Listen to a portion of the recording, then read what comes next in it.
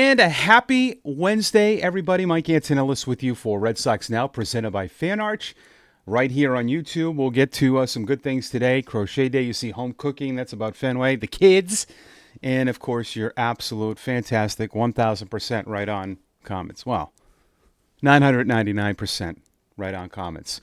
All right, before we go any further, could you subscribe to the channel? Comments, like. We appreciate all your terrific support.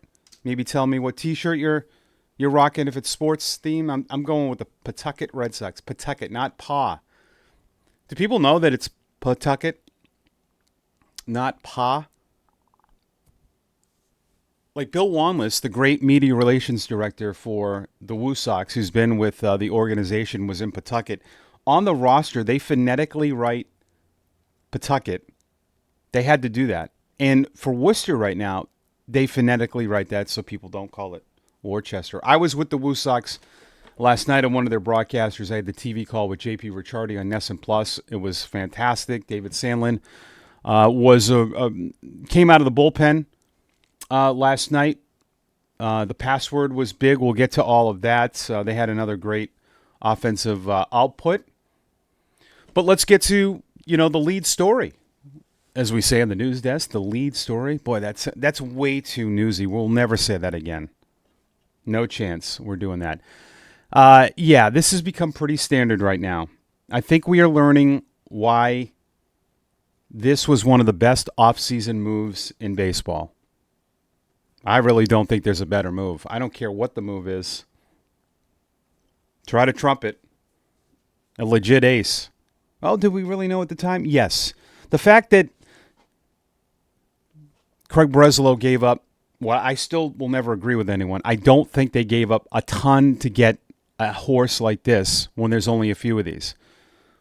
Well, there were questions. No, there weren't. That was the White Sox. And like JP and I talked about this last night on the White Sox, all of that's coming from them. That's what they thought, that he couldn't be a starter. And that's how they handled it. And how are they doing?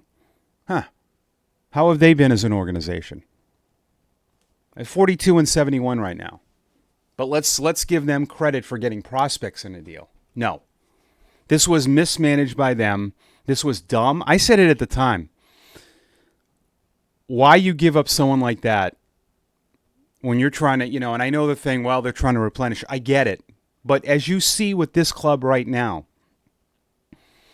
you're nowhere without him. You're nowhere. And I know Chicago has got a lot of pitching prospects, and they've got some good starters, but this is going to go down as one of the worst trades in this modern era. It really is. I don't care what those other guys do, because this guy takes you to different levels. And all those guys can be good. Let's say they're all good for the White Sox, and you don't pitch, you will have no chance.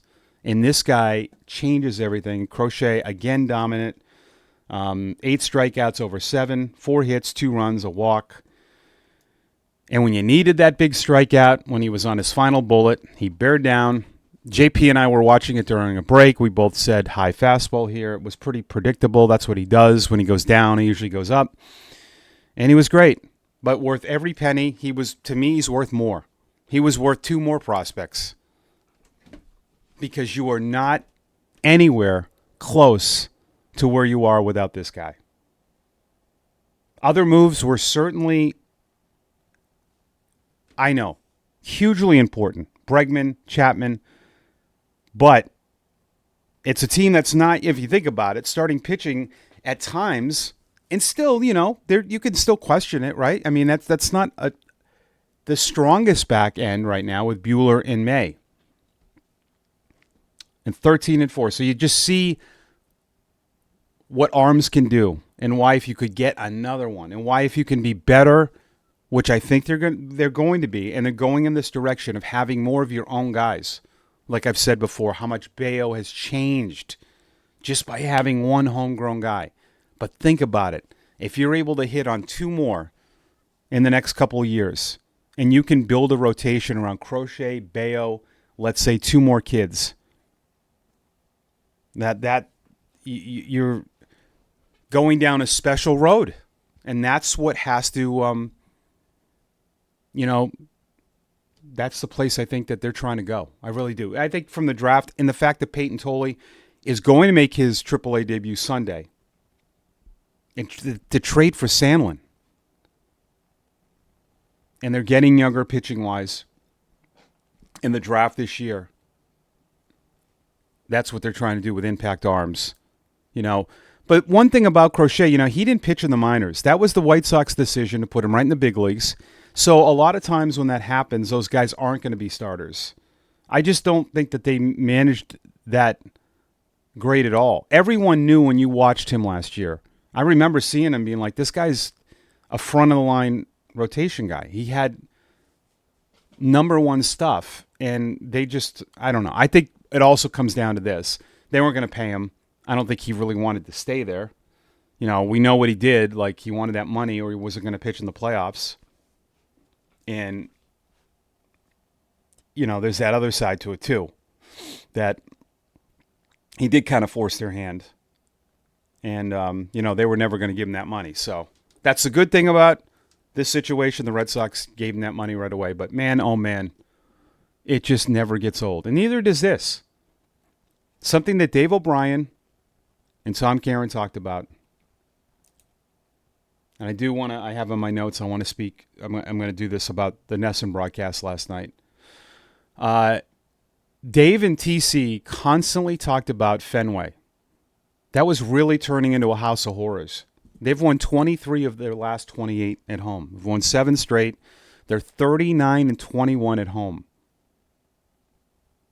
And this run is remarkable. But when you look at that run, that's kind of what the teams that are really good in the league are doing.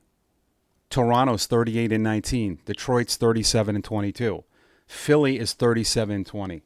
Milwaukee is 36-20. Dodgers are 36-22. San Diego is 36-19. Not many road teams that shine. We've talked about that on another show. There's only like a few that are over 500.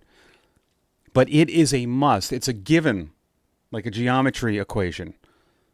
You have to be better there, and they are now. Now, listen, you can't just be better. I don't really like that phrase. Well, you got to be better at home. Well, if you don't have players, it doesn't matter. But I think what TC and Dave were talking about, the Red Sox were playing better on the road. There was a weird kind of vibe where they were coming home and they were making more errors at home. Who knows why all of that can be? It can also be who you're playing. There's a lot of factors. But they're just playing great baseball altogether. And it's really cool to see how it's turning out. There's still a long way to go.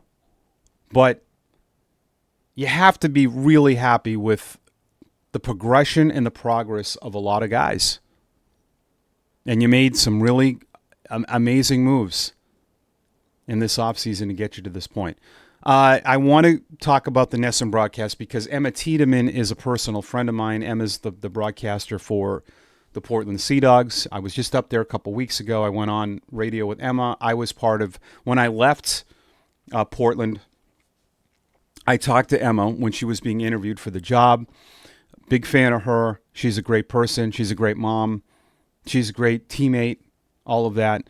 And I don't think people realize, the fact that it was an all-women's broadcast. This is, uncharted territory because there's not a lot of females doing this. And then she's had to go do a big league game. She's done this twice. And you're right on the national stage, pretty much. That was nationally recognized. And she's just calm, cool, collect, and called the game like Emma knows how to. And Natalie Norrie, who did studio for Tom Caron, who is our sideline reporter for the Woo Sox, who I just think the world of. Natalie worked so hard. She killed it hosting. Calm, again. She was terrific. Alana Rizzo was great, but I definitely wanted to highlight the two people that I know personally and couldn't be any happier for those two. And they'll be doing big things soon, and I think that was a great idea that the Red Sox did that. Women in sports, why not? For years we didn't see a lot of this, and kudos to the Red Sox and a lot of big league teams for doing that. I see nothing but positives about it, and that was great. And hopefully they do that again. Hopefully it's just a random day that they do it, and I think Natalie will probably be doing big league something. She'll be studio host or sideline reporter. I think that's what she wants to do, but she's going to do it. Hockey's her thing, but she'll be somewhere big soon, and we'll lose her because we've lost so many good ones at the Woo Sox. Our list of broadcasters, it's pretty crazy. So great stuff for them, and kudos to Nesson and the Red Sox for that. But the home field advantage, fantastic. All right, listen. I love the kids, but you are winning now. I got to bring some of you down to earth. Now, I get it. I totally get it.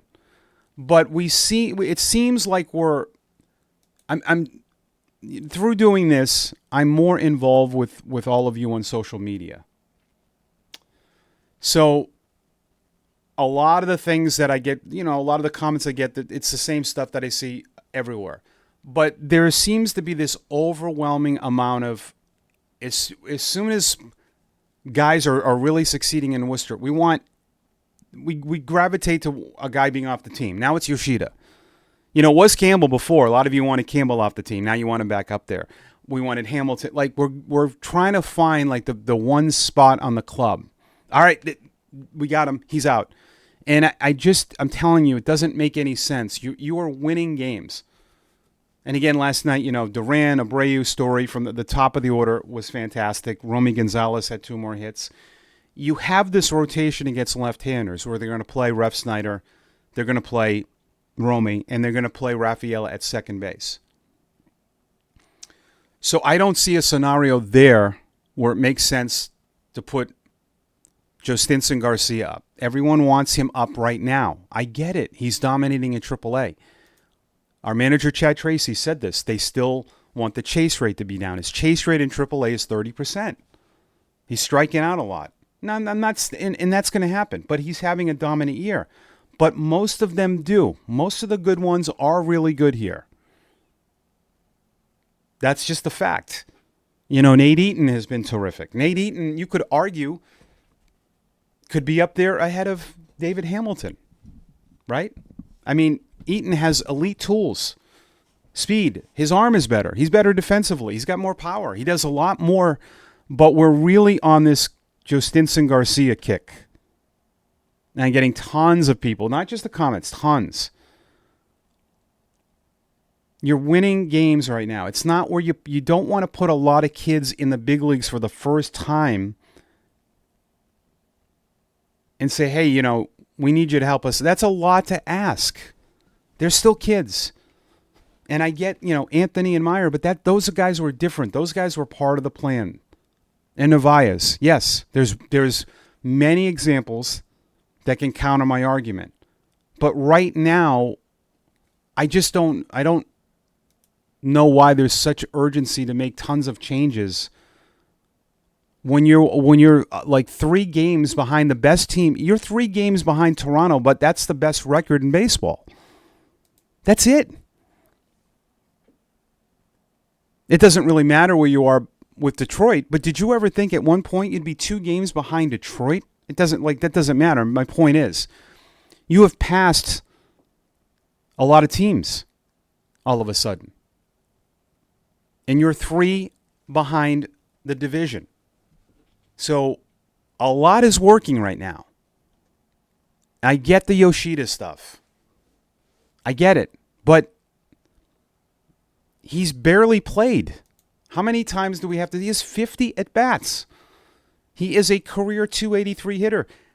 Has Yoshida not been more proven than Garcia? He hit 289 his rookie year. He hit 280 last year before his injury. Low strikeouts. Pretty decent power. Puts the ball in play. That's what they want.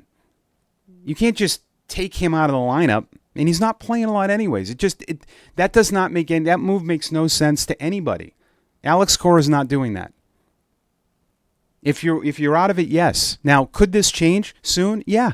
They're going to introduce first base to Garcia. So that's, to me, if they're doing that, it's going to be longer term. But I just don't see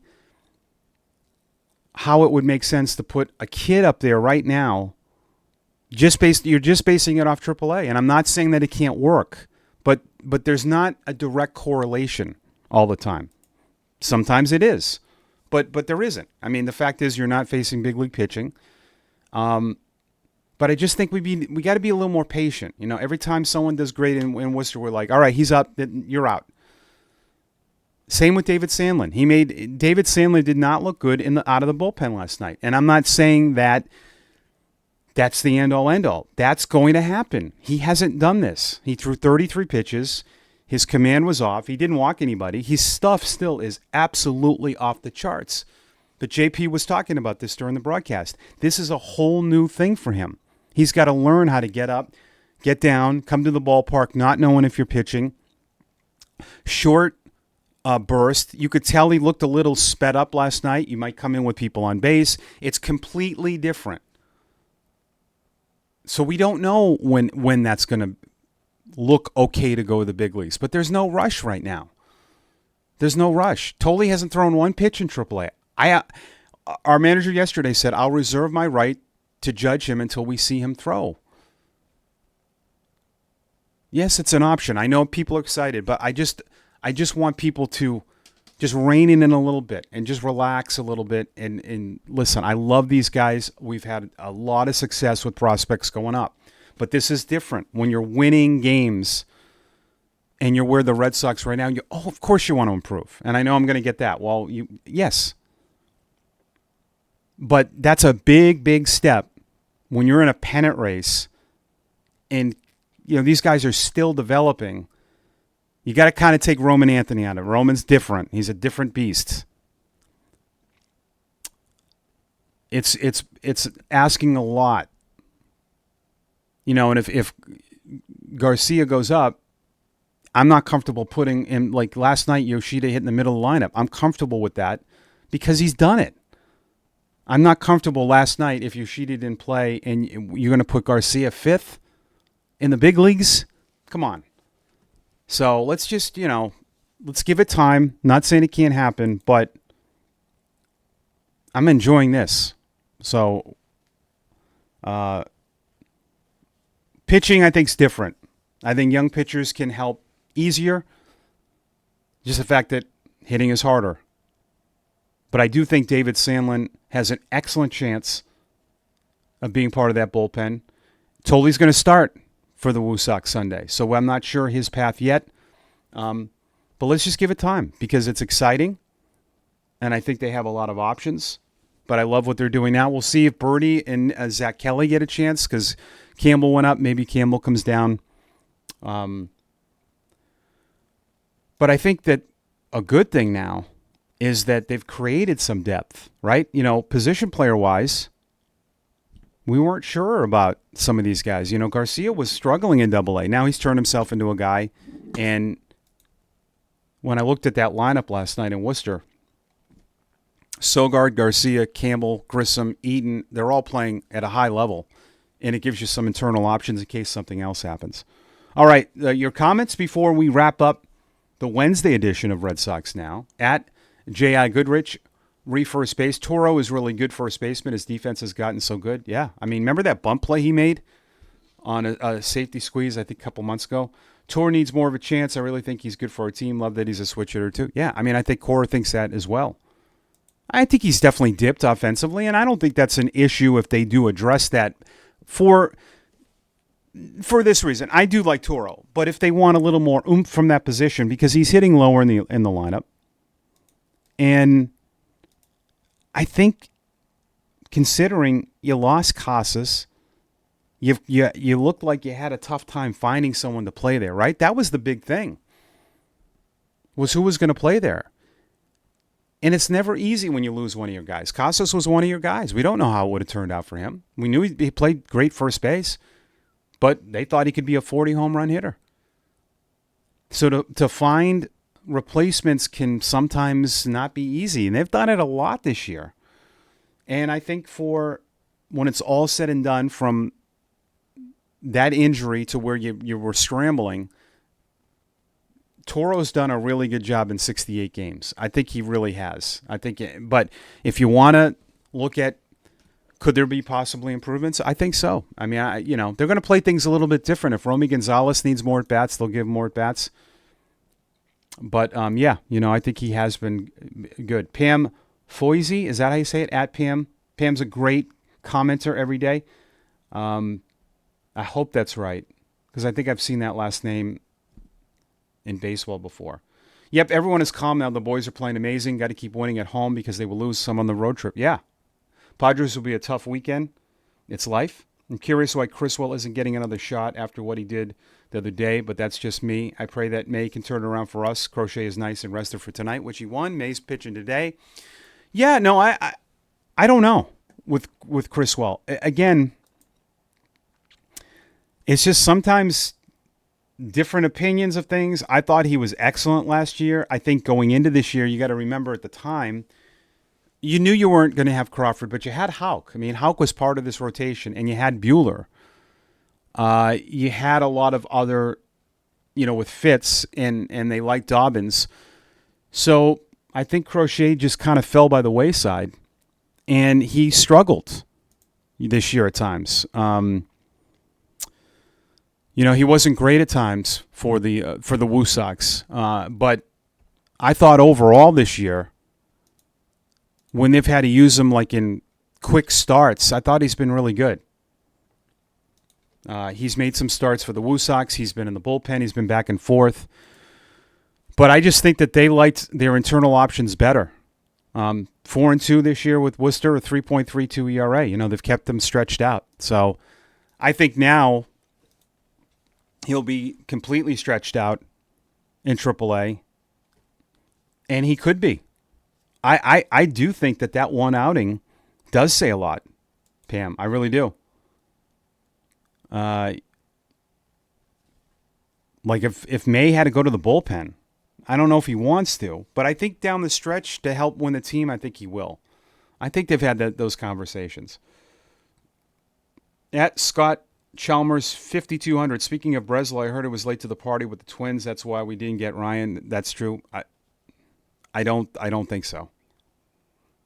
Here's what I don't like about what Ken Rosenthal did. All right, first of all, he's backtracking because the beat writer for the Twins broke the story. The beat writers for the Sox and Twins were all over this. Jen McCaffrey had that there were big league guys in the deal, Duran, and then the Twins beat writer backed it up. The beat writers are usually, more times than not right. And the beat writer for the Twins has no incentive to lie about this because he just doesn't. But what I don't like about Ken Rosenthal's reporting on this, and I would tell Ken to his face, is that this seemed very Red Sox focused. Like they were the only one in on Joe Ryan. You could argue, and maybe he has done this, but it's like they're the only team that screwed this up. They're the only team that was in on it. There was a lot of teams that should have been pressing hard to get Joe Ryan. But it was just only reported that the Red Sox messed it up, which they didn't. They were late to the party? No. The bottom line is this. The Twins are just playing games with you. They weren't going to trade him. Nobody got him. Dave Dombrowski, like I told you a few days ago, said no thanks. He was out. He made a trade with them for Duran. I'm sure he wanted Joe Ryan.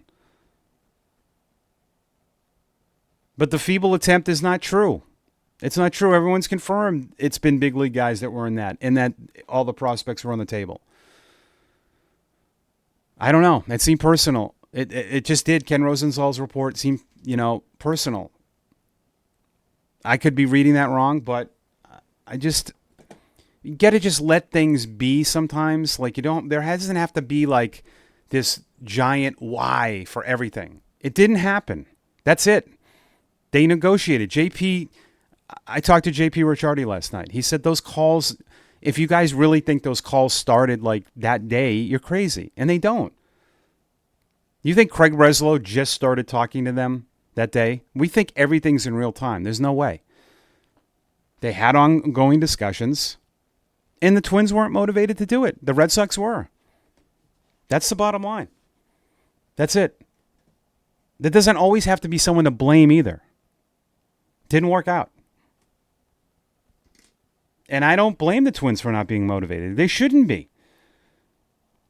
I have a lot of people that will disagree with me with this, but there does have to be a business component to what they do. Well, they already got rid of everybody. I get that. But if you get rid of Joe Ryan at the break, you are really giving up. And you make yourself look like a laughingstock, which I think they are already for what they did. But you add Joe Ryan in that, you can't do things like that because it's still a business. And you're telling your fans in the offseason that we've given up completely. You can still argue that that's the case, but keeping Joe Ryan will keep fans. Now, if they trade him in the offseason, yes. But, they're due, and the owners have to sign off on things too, which I don't. There was no angle I thought made sense for the Twins to do that because of the contract is so good and he is so good, and you still need that guy going forward in a winnable division. That's a winnable episode. We're done for Red Sox Now on this Wednesday. Make sure to comment, subscribe to the channel, and we'll be back at it on Thursday, hopefully talking about a Red Sox sweep. It's all presented by FanArch. Have a great day, everyone.